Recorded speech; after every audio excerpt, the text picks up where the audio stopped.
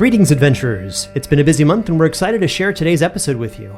It will feature some amazing new music crafted especially for this episode by Mike Petrie and Stephen Malin, which will be available on our Patreon shortly. But I also got to collaborate with one of my favorite sound designers of all time, Dayn Leonardson, so we really amped this one up to 10 and could not be more proud of it. And speaking of pride, it's Pride Month, and while we're not hosting a digital party for charity this year, we wanted to do something fairly unique. I have recently become aware of a certain fan fiction about Dark Dice, and while I originally planned to write a short adventure based on said fan fiction, quality was there just wasn't enough of it. So we have a competition. Write your own non-canonical fan fiction for Dark Dice. Between now and July 31st, 2021, post a link to Tumblr or Twitter using the hashtag DarkDiceFanfic or email it to us directly, and you'll be eligible to win some Dark Dice merchandise on our TeePublic store, and also your story might just be performed by our cast on this show. Though, please note that not all of our cast members are available to record. So if you're the sort of person who might, write some fan fiction for our show this month and win some really cool merch. Full details and rules are available on darkdice.com on the contest page. An additional note, we'll be releasing our fabled new 5e Dungeons & Dragons class, the True Necromancer, next week. What makes this different from rolling a necromantic wizard? Quite a lot, actually, and there are over 30 pages of new content, new monsters, foul items, including Soren's magic lantern, and multiple quests that will help you seek and attain eternal life. There's no reason your DM won't want to see a true necromancer at your table to use their magic to raise the dead and also against the living, because after all, inside every person, there's a skeleton waiting to get out.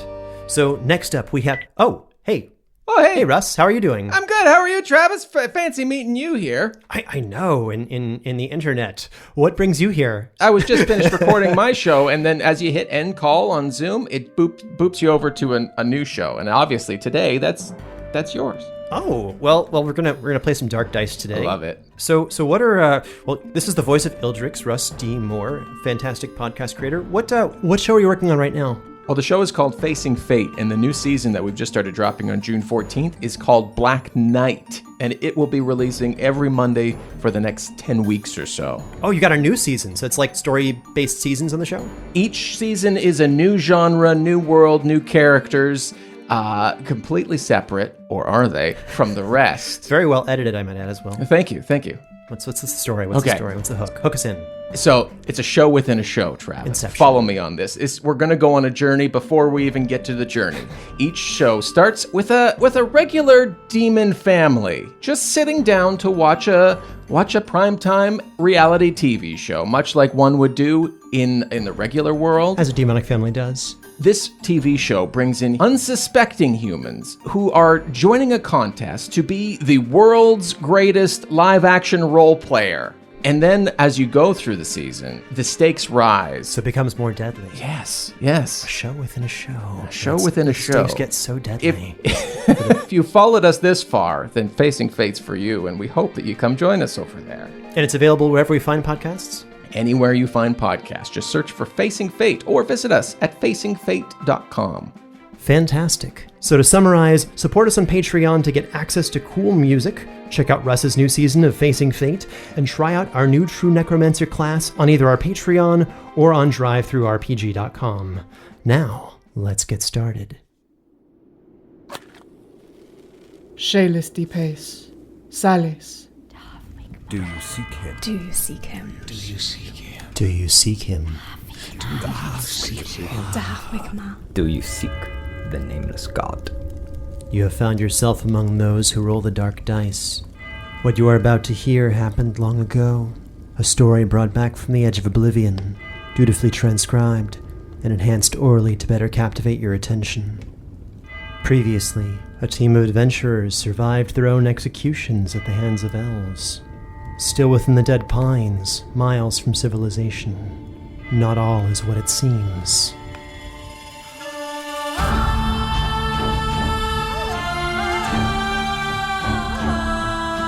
Dark Dice, The Long Road, Chapter 2, Quartet.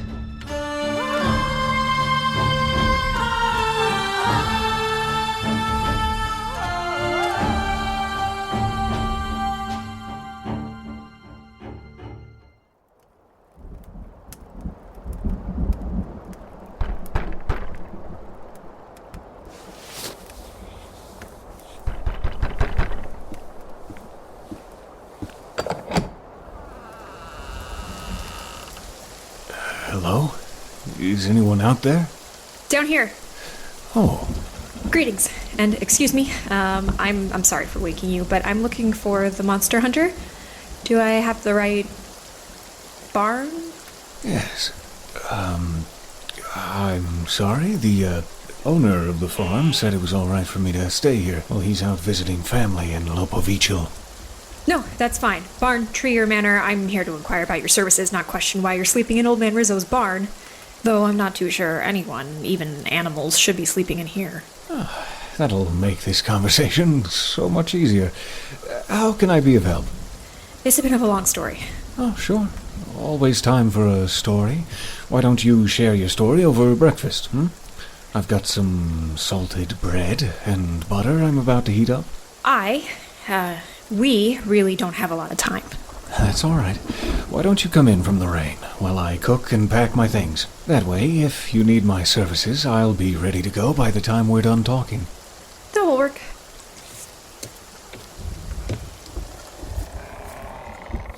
I'm Sister Tsavorite Cavernsfall of the Temple of Illuvian. Thank you for inviting me out of the rain. Very nice to meet you, sister. I'm... Carver... my name is Soren. Soren Arkwright, of the Bright Vale. Well met, Arkwright. And I'm guessing that's Daisy, Meeks, Enzo, and Butters. Yes, though not in that order. Butters is the large one, with the most copper in his horns. Copper-coated ibex. Dwarven mined copper is still the superior product, but I can see the appeal. Sorry, distraction. Oh, that's quite fine. Salted toast? No, thank you. We need to discuss your services. Sure. You are a monster hunter. So I'm told. This is serious. Are you actually a monster hunter? I don't like to think that I go out of my way to hurt things, but unfortunately, sometimes that is exactly what I'm asked to do by cute townsfolk like yourself. Adult dwarven women do not particularly enjoy being called cute, Mr. Arkwright. Neither do paladins of Illuvian with a rather strong backswing. Oh, no, I'm sorry. I'm sorry, I can see that it didn't come across the way I intended, but I meant no insult by it. Frankly, I'm just not used to being the tall one in a room. It's been happening more and more. I travel around these parts. I'm sorry I overreacted. I just don't like being called cute. This is as tall as I'll ever be, and among the humans of the temple it can be rather irksome. Absolutely. Noted. So you were explaining that you are, in fact, a monster hunter? Yes, I've killed quite a few terrible beasts in my time. Flayers, elves, the odd rowdy giant, a few undead rattlers, husks, and more yet. Creatures unnamed and unknown to living men, and terrible fiends that make their nests deep within the earth. It's all the same to me. I'm asked to tread into the deep unknown and hunt the very things that prey on communities such as this one. Red? No, thank you. Your services include tracking? Yes. Sure don't want any? It's the perfect mix of sweet and salty. I know this sounds basic, but here, try a bite with a slice of avocado. In a minute. We really don't have time for avocado toast, Arkwright. My purpose for being here is to ask for your assistance. Oh? Last night the children went missing. Your children? What? No, I don't have children. Well, I didn't want to assume. No, the children of this village. Oh, that makes a lot more sense. How many of them are missing? 14 in total. And how long have they been missing? Since last night. All of them just seem to have vanished. And you're sure they're not playing a prank or, having a surprise party for someone? A week ago, I received a note. It said to stop construction of the temple I've been building, or there would be consequences. It also said that a great quiet would darken the hearts of the village. Can I see it? I kind of burnt it in a rage. Some of the villagers don't appreciate Illuvian's teachings, yet I didn't think them capable of violence or kidnapping, especially against their own neighbors. I thought maybe they would attempt to, I don't know, just steal the bell, pull down some rafters. It seems like the children might really be in danger then. Yes, which is why I'm here. I'm going to be part of an expedition to find the children, and we need a skilled tracker. I would be an ideal candidate. I know the dead pines better than most, skilled in my trade. We can offer you 4 gold per day, and with Illuvian's guidance and a little bit of luck, the entire journey shouldn't last more than 2 or 3 days. That's, all the gold the grieving villagers put together, then? Yes, we can make it 5 gold per day, but that's it. Pulling from the coffers. We just want to get the children home safe. I have a counteroffer. Instead of gold, I'll track the children if you'll share a meal with me after we get back. An actual meal, ideally with friendly conversation. No funny business. Avocados optional. You know I'm not a skilled chef, right? Well, if it's truly terrible, I also get a second meal where you bring items from a list that I provide and I cook the food. Or we cook it together. Do we have a deal, sister? You're getting the worst side of the coin, but yes, we have a deal. Good. Thank you, Arkwright. The villagers won't believe your generosity. Call me Soren, and save your thanks until after we've found the children. If this is a prank, where were any of them last seen? On the east side of town, near the mayor's home. All right. And I'll head over there now. I'll gather the rest of the search party and meet you there. Thank you again, Soren.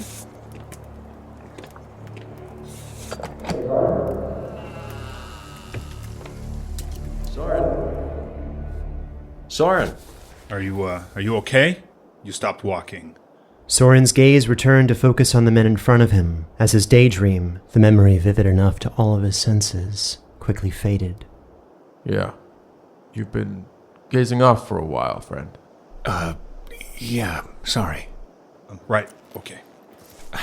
The team turned and continued their slow-moving trod through the shin-deep snow of the dead pines. The sickly crimson light overhead, like the light of a dying campfire, peeked through the trees, casting long shadows. Features covered in light frost, breaths frozen. It was an additional half hour before the team reached a location suitable for camp. It was... Yes. Excuse me. Hey, I'm going to just be gathering some wood. Forgive me if I inadvertently hum to myself a little elven tune of which I'm fond. Okay. Please forgive me if I indulge. Oh,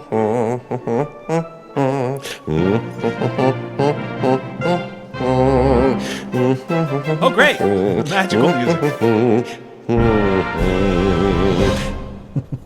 Where did all these instruments come from? Stephen, how am I going to justify this in world? What? Gotcha. Our music team says Jeff's character now has 1 level in Bard, I guess? Are you guys sure about that?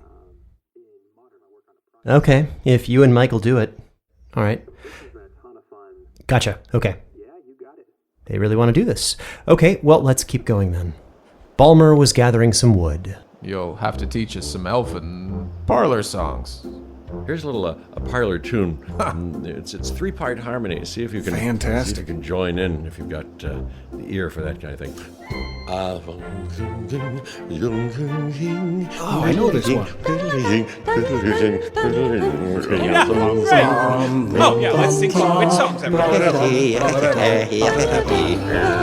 Nobody cares. Think about that. Okay.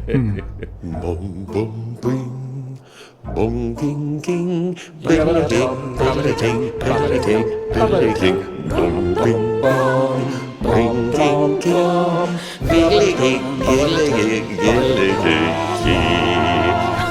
ding. So quite fun. Do you know any more? Hey, Gaelle, what if he's one of those elven wizards, huh? But maybe someone should be listening to me here. Here's another one. Wait. Here. I know this makes good harmony. Wait a second. Oh, I know it.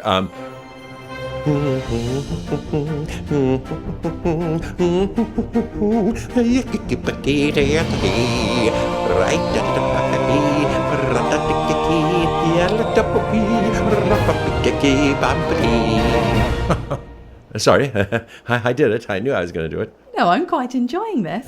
That was awfully strange even for us. Stupid magical music. See what I mean? Awfully strange, he says. We're already beset with elven magic. Okay. Balmur, who stated that he was a skilled woodsman, began to search for viable branches with Ildrex, while Glom, Gaelle, and Soren set up a camp area, clearing out the snow. Yeah, I'm just gathering wood, and, What?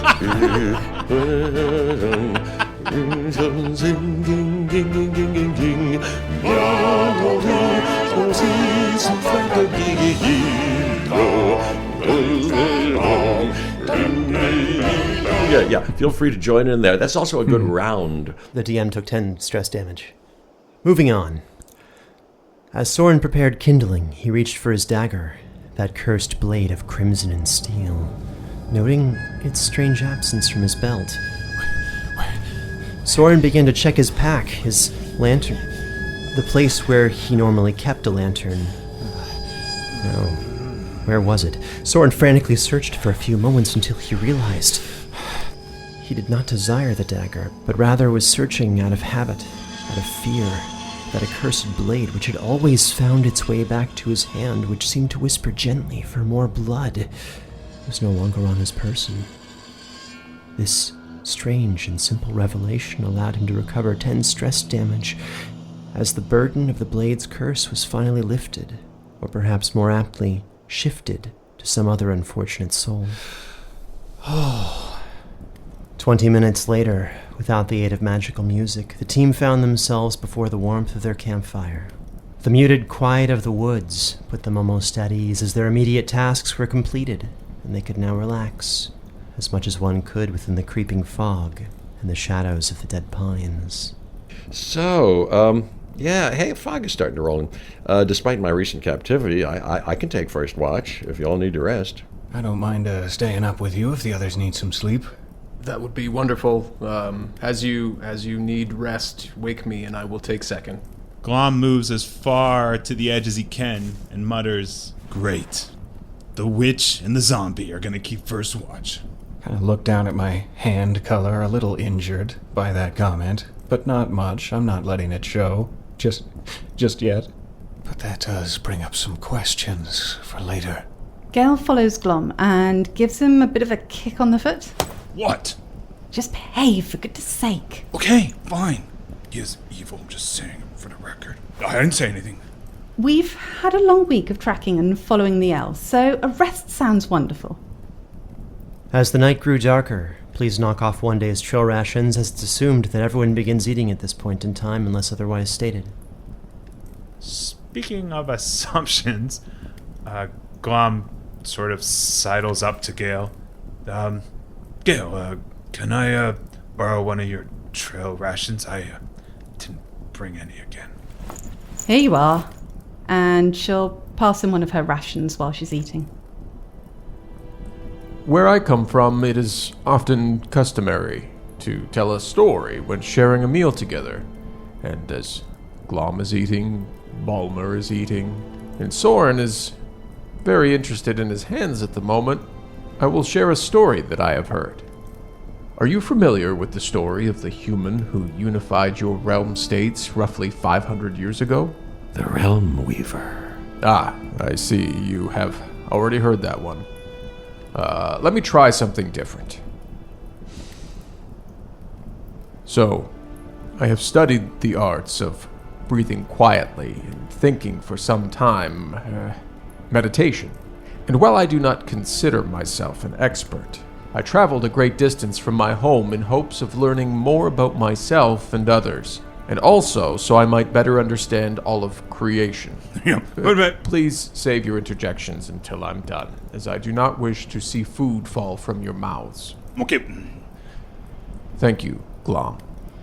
As I was saying, there is a story, perhaps, that I learned from a peaceful village I stayed with in my time in the mountains. As a tribe skilled in the arts of peace and breathing, they told me a story I had not heard, and it is one that I will now share with you. Many years passed, One of the village elders, skilled in the art of breathing peacefully, fell into a deep trance. This story is about his trance. The man's name was... let's call him Mordemau, because he was human.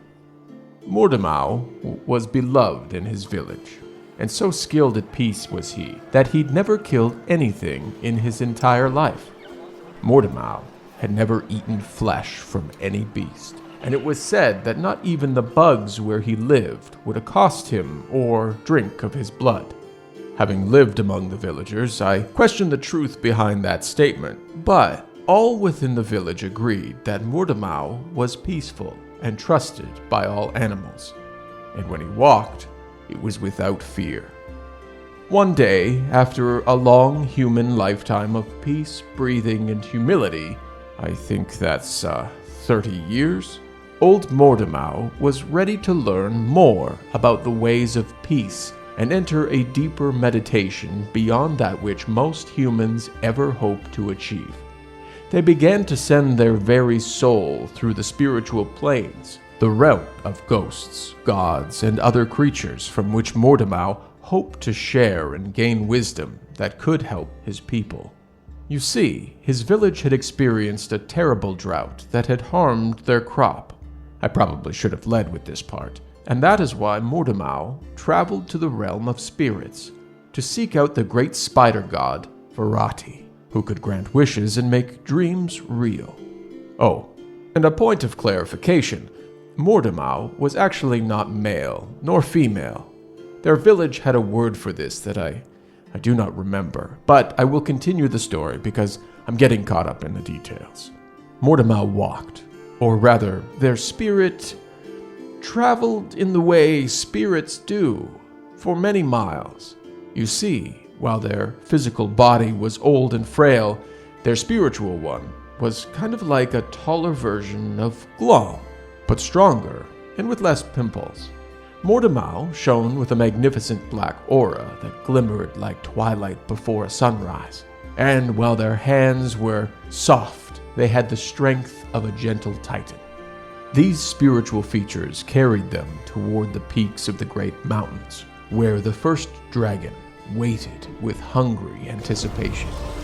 Mordemau knew that this dragon had previously vowed that no man would pass over those cold peaks, because some of the villagers had met a swift end there in attempts to find food. But unable to delay their journey by walking around the mountains, Mordemau had hoped to find a way through them as a spirit. The journey was difficult, and Mordemau began to hunger. Mordemau had brought food of sorts, yet they steadfastly refused to eat it, instead giving their meal to a shrine they had visited in their youth, to the great stone goddess, Talega, who was impressed by Mordemau's discipline. And no sooner than Mordemau left the food and prayed to her for guidance, that a group of dwarves emerged from the stone face of the rock, having just finished a decades-long tunnel through the mountain. Mordemau smiled and walked through the dwarven passages unseen, for they were still a spirit. When they reached the other side of the mountains, Mordemau traveled for another day on the surface, unable to find sustenance. When they came upon the grand river of souls, overflowing and raging midst a terrible storm, Mordemau had to swim through, for there was no boat nor bridge that could carry them, and they could not wait for the storm to end, so great was their mission. So swimming through the great river of souls, they could feel the emotions of loss, longing, and love that all creatures who live and once lived felt. And though they were certainly hungry, and the spirits of red-spined trout were swimming upriver in massive quantities, easy enough to catch and consume, Mordemau did not eat the spirits of the fish that passed them. So the twin gods, Ildrex and Neldrex, turned their gazes away from Mordemau, who could not be tempted, and allowed him to pass the treacherous waters. Mordemau was famished as they reached the river's edge, and they passed through the plains and swamps, but still no food, not of flesh, could they find on their path. Having heard Mordemau from her divine siblings, and seeking to test him, Gaelle, goddess of fire, the source of all flame, appeared to him in the form of a strong and very insistent woman bearing spiritual food, the meats of animals and beasts already slain. Surely Mortemau would accept the flesh of a creature already slain by another. She offered these to Mortemau freely, seeking to test their resolve and cognitive dissonance in the face of starvation. Mortemau looked at these delicious baskets of cured meats, a splendid assortment with rare seasonings and samplings from every kind of creature imaginable. Even though they could not recognize the meats, Mortemau could smell their flavor and the strength that the meat's consumption would bring them. Even just one bite would have been more than enough to refuel their spiritual strength. But Mortemau was not swayed, and thanked the woman they did not know to be a Gaelle in disguise for her offer. Now, they had some kind of philosophical discussion here that I'm not going to get into, but in short, a Gaelle found a respect for the mortal and pointed Mortemau toward their intended destination, a nearby forest that can only be reached by one who had been there before. Mortemau thanked the stranger again and continued into forests beyond where their most distant ancestors had ever traveled. Mortemau quickly became lost, and worse still, they could find no substance they deemed edible. Many opportunities presented themselves for an easy meal of spirit meat, and each time the human would free an unlucky animal from a trap, or brambles, or whatever ailed them.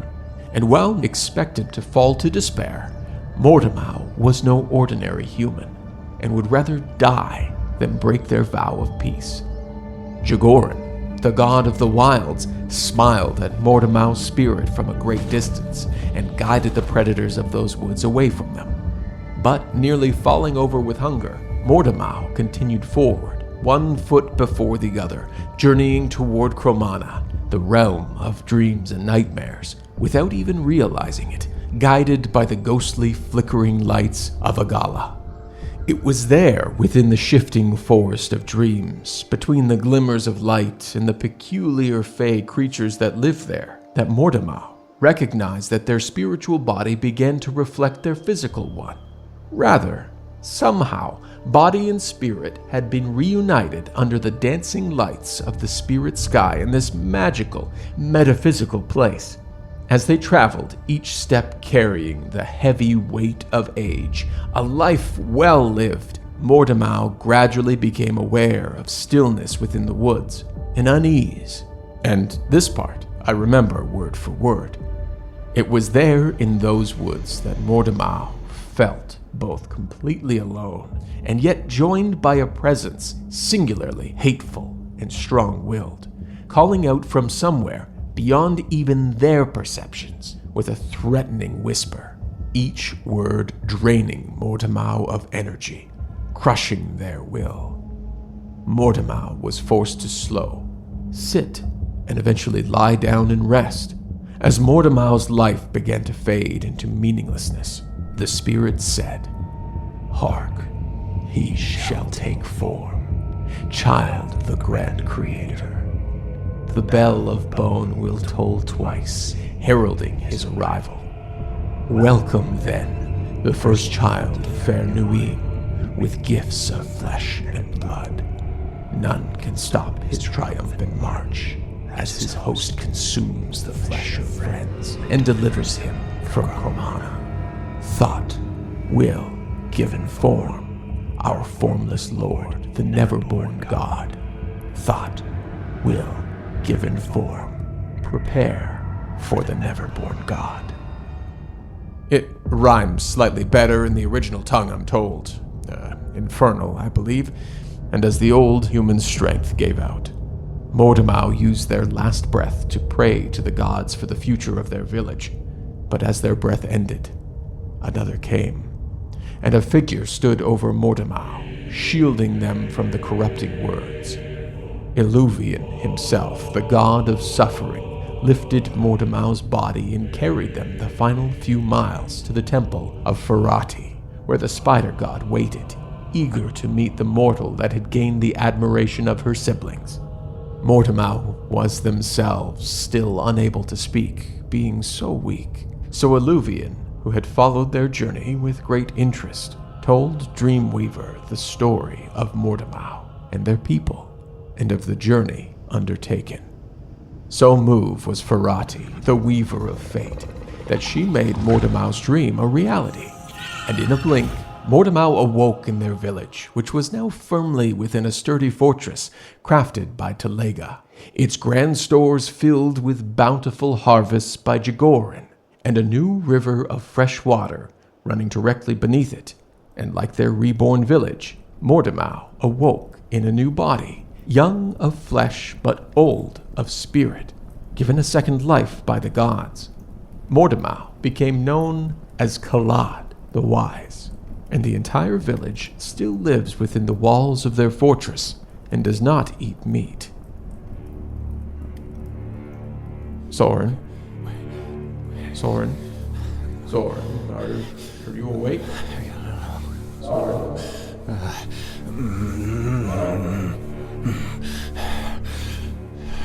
Soren. Oh, good morning, Soren. Or should I say, afternoon? What? Eyþór? How did I get here? You woke up. Woke up? Oh, right. In your, In my humble shop, yes. Is there anything in particular you're looking for? Besides a little beauty sleep? Well, let me look around. It's a nice place. Roomy. Indeed. Where does that door lead? That is not a door, Soren.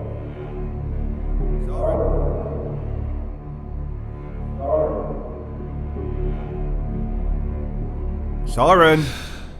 Oh. Good morning, Soren. Or should I say, afternoon? What? Eyþór? How did I get here? You woke up. Woke up? Oh, right. In your, In my humble shop, yes. The exact words you used were, well, there's only one bed. But I thought that this was also an inn. You know, with enough beds to use as a unit of measurement, should a map be drawn of it? That's one way of putting it. Mara wasn't lying about you. Who's Mara? The laundress, but that's not important. Is there anything in particular you're looking for, Soren? It's so strange. I don't remember being here before. That's what your father said last night, along with, I've had worse. No, but seriously, this place is really nice. You should be very happy with it. I know I would be. I would be if it hadn't been stolen from me. Stolen? I'd rather not talk about it if it's all the same to you. I've been on the road for days now and... oh, fuck. I'm just getting depressed. But seriously, this place is really nice. You should be very happy with it. Except for the blood-covered gear covering the shelves. Oh well, beggars can't be choosers. Did they beg? Or did you kill them while they slept? Did you notice that I got a houseplant? Oh, great placement. Now, that'll catch any water if the roof leaks again. Wait, are we in a different inn? In a different inn. Punny. Does this mean that I won't get to see you again? Soren, I'm sorry to tell you this, but you died.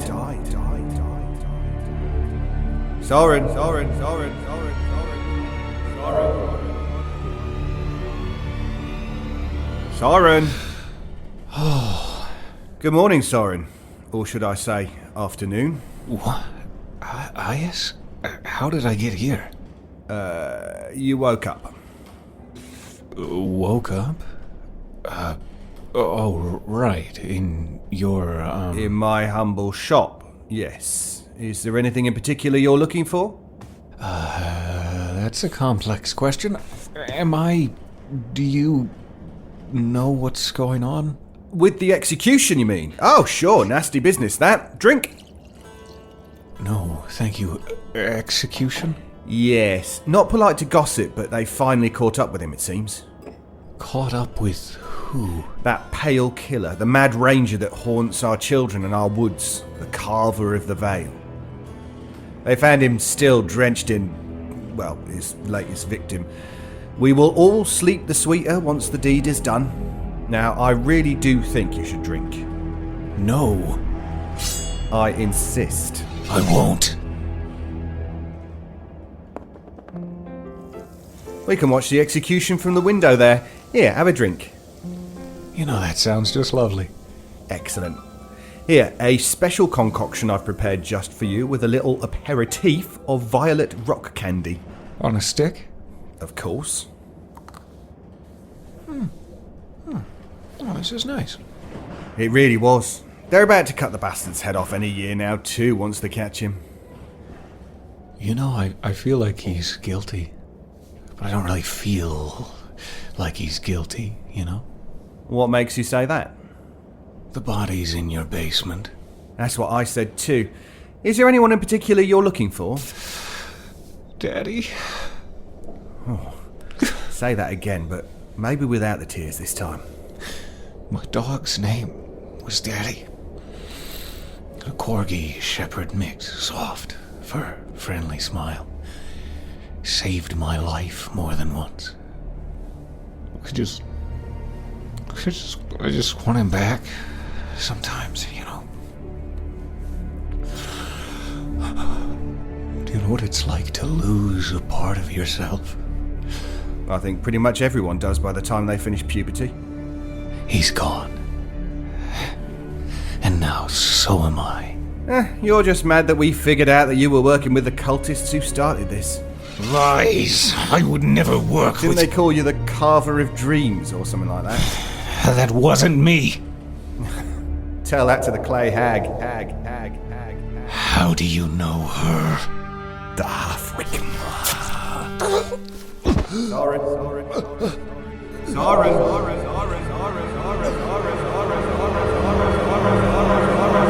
Soren. Good morning, Soren. Or should I say, afternoon. What? How did I get here?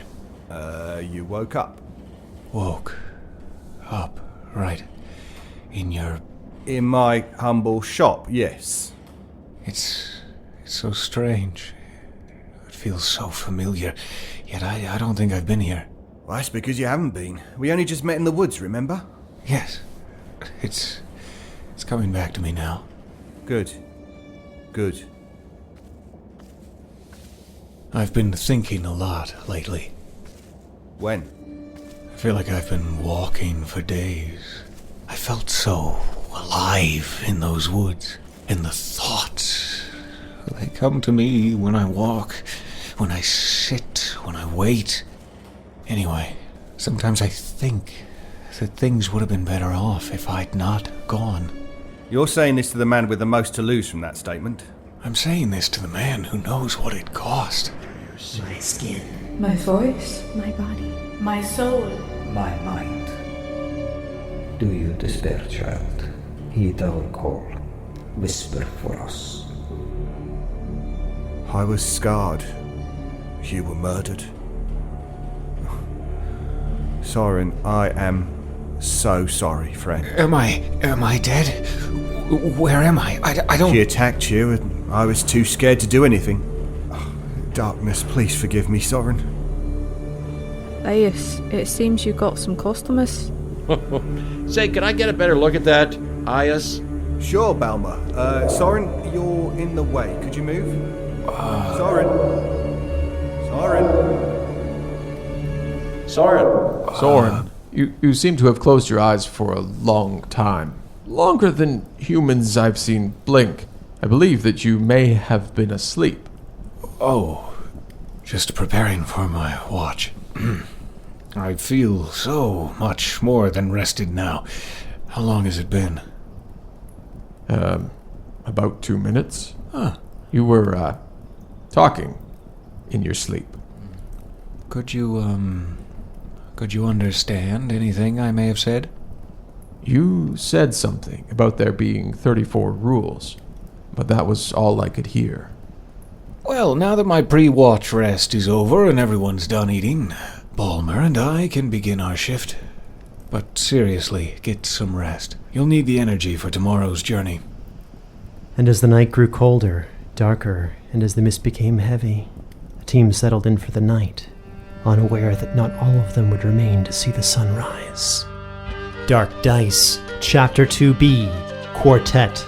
Starring Jeff Goldblum as Balmur, Peter Lewis as Soren Arkwright, Holly Billinghurst and Sean Howard as Gaelle and Glom Vogelberg, Russ D. Moore as Ildrex, and Travis Vengroff as Dungeon Master. This episode featured Kaitlin Statz as Sister Tsavorite Cavernsfall, David Ault as Iaus Innskeep, Hem Cleveland as Rowena Granitepike, Eyþór Viðarsson as Father Sindri Westpike, Kesseri Linicki as Fylgi of Zarketh, and Stephen Malin as himself. This episode had dialogue editing by Sarah Buchynski of Polarity AudioWorks, Marisa Ewing of Hemlock Creek Productions, and Dayn Leonardson. It features sound design by Travis Vengroff and Dayn Leonardson. Produced with additional editing and sound design by Travis Vengroff, with mixing and mastering by Hemlock Creek Productions. This episode featured music by Stephen Malin, Brandon Boone, Dayn Leonardson, and Travis Vengroff. You can also check out our other shows like The White Vault, Vast Horizon, and Liberty. Links are provided in the show notes. To support this production and get access to bonus releases, music, world lore, art, and early access to future adventures and D&D materials, please join our Patreon at patreon.com/foolandscholar. You can also follow us on Facebook,